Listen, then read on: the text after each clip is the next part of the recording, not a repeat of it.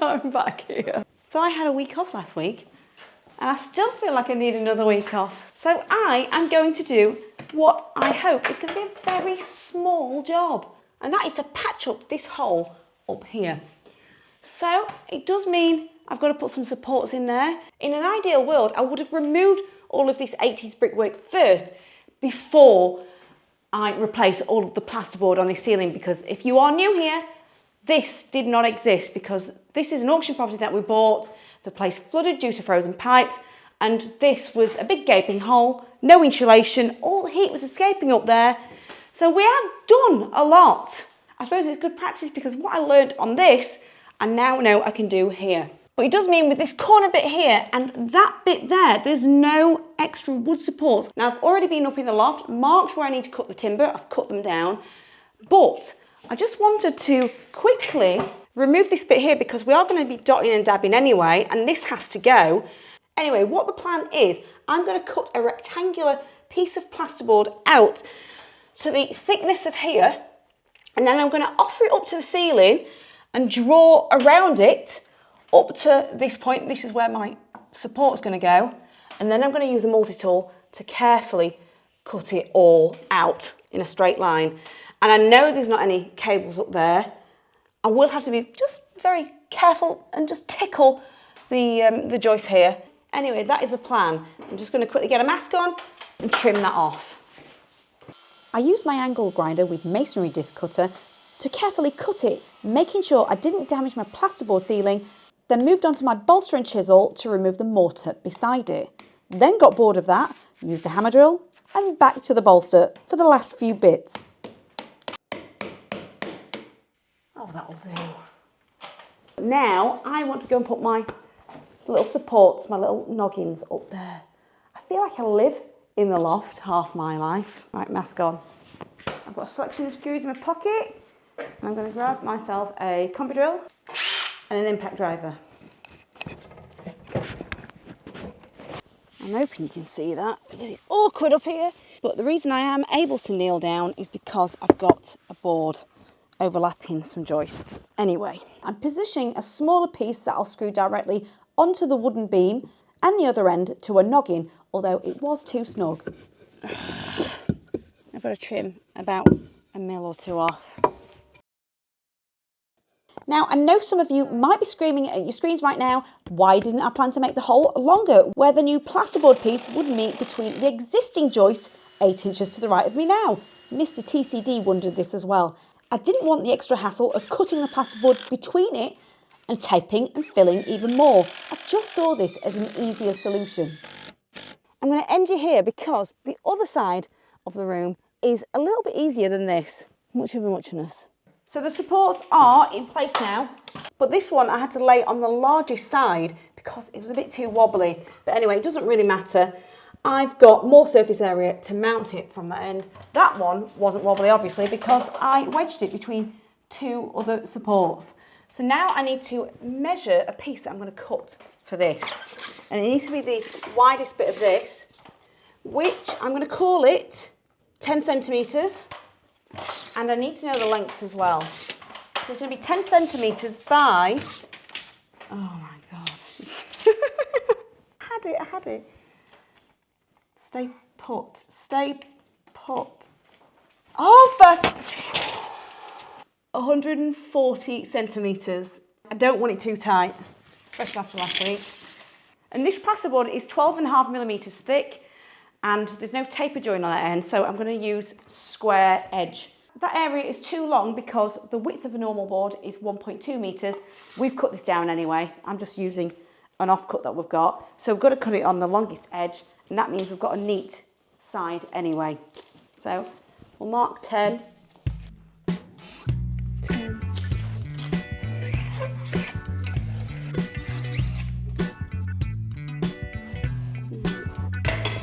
So now I'm scoring my mark with a Stanley knife. After pushing the edge down to break where I wanted it, I cut the paper back from underneath with a Stanley knife, then scored and cut my piece down to size. I square that off. Now I use my plasterboard rasp to give it a square, clean cut. So now I'm going to offer it up to my gap and mark where I need to cut a little bit out. About that. So for this notch, I'm having to use a handsaw because I can't find my jab saw or pad saw.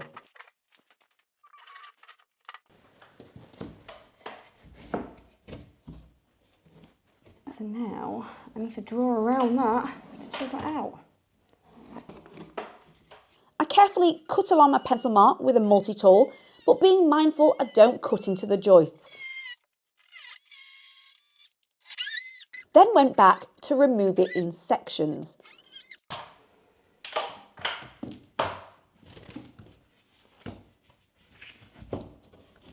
Nice. I can't live with that. What's going on there? A little bit of old plasterboard was still hanging in the corner, stopping my new piece from being level. Glad it was just that. Right.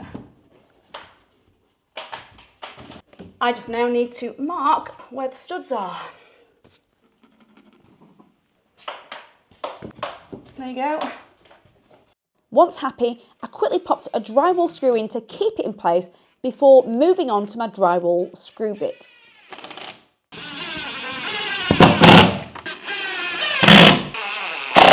Woo! Now that's here, there's just one thing I'm not happy with, well actually two. This is where the joists are, and look, this is the original plasterboard and it moves a little bit, and this is slightly higher. So this has sagged a little bit, so what I want to do is put one more support there to screw the plasterboard to it, make that level, and I think this felt a little bit on the wobbly side as well. So I'm going to add two more above there. You know I love going up in the loft adding these, sort of. But these, there's no point in the little ones. So I'm going to do that now. You don't need to see that bit, so I'll show you just screwing from underneath. So as you can see from my clothes, it's time to fill. Now, I'm going to do something called a pre-fill, which is filling the join, and that's recommended by the Vancouver Carpenter. Although last week somebody told me you shouldn't need to pre-fill, but he does this for a living, and he said if you don't do this, you're more likely to get cracked. So I've got some goggles, because the first thing I'm going to do is just chamfer the edge of this rough cut that I did. It does mean more work, more waiting for it to dry, but I can toddle off and do something else, like pickle some beetroot from my kitchen garden. So I've got my Stanley knife and I am cutting it on an angle. This creates more of a gap for filler to go in, so by the time the filler's dried and I've gone to the paper taping stage, the paper is less likely to shrink and less likely to show cracks. And that's the idea anyway.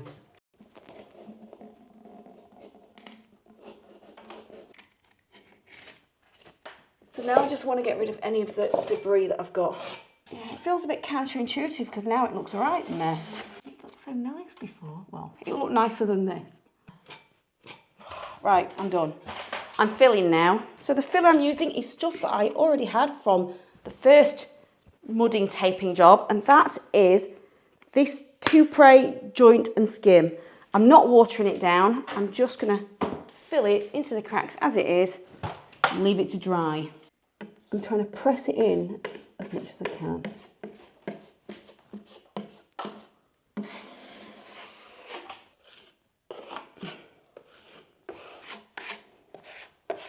So what do you think of this pre-fill method? Do you think it's a waste of time? Would you bother with it? I wouldn't want to do it all the time. A lot of this is going to be covered up with coving anyway. I still want a nice finish. Now, I'm going to try and go over any excess with my larger knife, so there's less to sand off. So this is what it's looking like now. It's actually 2 days later because the filler shrank and then I had to sand and fill again. You know what? Pre-filling is not my favourite job. It's certainly not quick. What I want to now do is paper tape it and fill over it again. Also, I realised yesterday that, you remember I keep going on about this, we want to dot and dab. Well, we can't. Because if you look here, we've got this section that we need it to be all level with. I need to probably get a plastering for that because I'm not doing a whole wall and finding, yeah, it looks like a mess. So I'm going to do my best with paper taping, knowing that it'll probably have to have corner tape later on after. And I'm using a paper one that absorbs into the filler, and then hopefully it will give me a seamless finish after I've feathered it quite a bit. If you want to see an example of that, just come round here. The last video I shared with you was plasterboarding this wall, and I've paper taped this already. And I soaked this in water first, then bedded it in a really watery mix, and there's no bubbles. We're going to paint this later in white just to see how it looks. I do need to sand over this first because I've only finished this corner one last night, and there's a join around, it's around there. Anyway, let's get back to sorting this out. Before I water down my mix, I'm just measuring out the piece that I need, but a bit longer. So I've got some overhang that I could cut down, and I know it's about here, so yeah, it's far too much, but that's what I'm having. And I know I've mentioned this before, but you should see a crease, and I want the crease facing upwards, the outer crease. So we'll submerge that in water now. I've been doing it for about 10 minutes or more. It's not deteriorated anyway. The thing about this job, you need loads of things. You need buckets of water to keep your tools clean, a little bit to thin out your skim, and another one to mix the skim. So I'm just going to put a dollop in here and then pour a little bit in there. A lot of you say this needs to be a yogurt consistency. So I'm just mixing it in. Because it's such a small amount, I'm not using a paddle mixer for this. Okay, so the glasses are on again because I don't want filler dropping in my eye from the ceiling. But this is the consistency I've gone for. Whether that's right, you let me know. But there's one key thing that I learned from doing it last time is get this on the wall as quick as you can. Don't worry about it looking perfect, and then bed the wet paper on and then smooth it out. Because if you leave it too long and it dries, it's hard to get the paper to stick to it, particularly in a continuous line. That's how it goes in your eye. It goes everywhere. It's not as fun working up on the ceiling. It's easier doing it on the wall. Just making sure I haven't missed anything.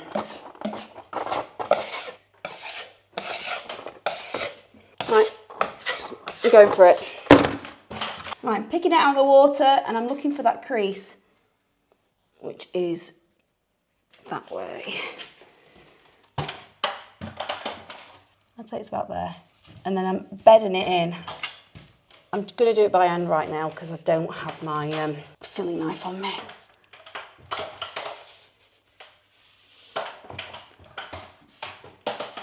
I just found it easier to work with wet paper. Can you pass me that filling knife, please? There. Right, I'm just going to do the quickest bedding in first. I'm tearing that off.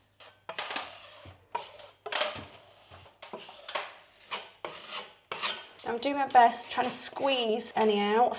What I'm doing is trying to go on an angle from both sides to squeeze it out. I'll take some excess of that.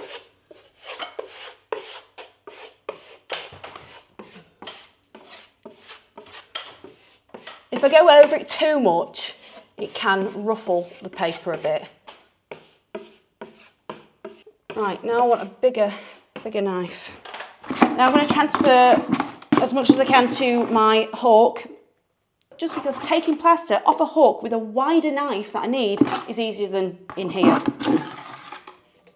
Right, so it's still that really watery thin coat. I'm just going to do my best and smooth over whatever I've left behind. So this I want to absorb into the paper as well.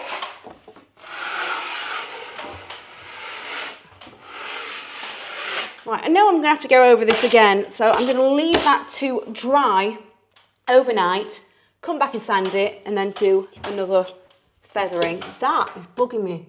Ooh, I've got to leave it alone. I've got to leave it alone. I'll leave it alone. So after that very first wet mix dried, I came back, sanded it over very gently, and did another fill last night. And that wasn't that thick either. So right now, I'm just going over, sanding any areas where, well, for example, if you look here, you can see where the paper tape is, but I can't feel it, which is great. So what I want to do now is just gently sand over that to make sure it is completely smooth. And I want to sand these bits because these definitely are a bit textured. So I'll sand that down, get it all to blend in, and then give it a mist coat, and then another one, and then a final coat, and hopefully we are done. So I will be back shortly. And if you're wondering, I am using 120 grit, and I like the sandpaper from Merkur. It's not sponsored. It just doesn't seem to wear out that quickly, which is great.